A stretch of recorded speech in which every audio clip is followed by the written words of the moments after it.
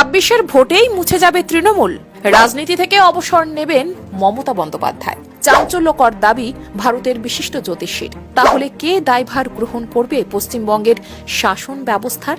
কার অধীনে থাকবে বাংলা? ভবিষ্যৎবাণী প্রকাশ্যে আসতেই রাজনৈতিক মহলে শুরু চর্চা।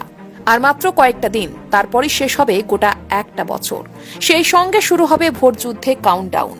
আর এমন আবহেই বাংলার মুখ্যমন্ত্রীর আগামী দিনের রাজনৈতিক ক্যারিয়ারের পূর্বাভাস দিলেন এক জ্যোতিষী, যা নিয়ে কার্যত হুলস্থুল পড়ে গিয়েছে রাজনীতি মহলে। কিন্তু কি এমন ভবিষ্যৎবাণী করেছেন ওই জ্যোতিষী? সম্প্রতি সোশ্যাল মিডিয়ায় বেশ ভাইরাল হয়েছে দেশের বিশিষ্ট জ্যোতিষী অঙ্কিত অগ্নিহোত্রীর সেই ভবিষ্যৎবাণী, যেখানে তাকে দেখা যাচ্ছে একটি পডকাস্ট শোতে একাধিক রাজনৈতিক ব্যক্তিত্বদের নিয়ে ভবিষ্যৎবাণী করছেন।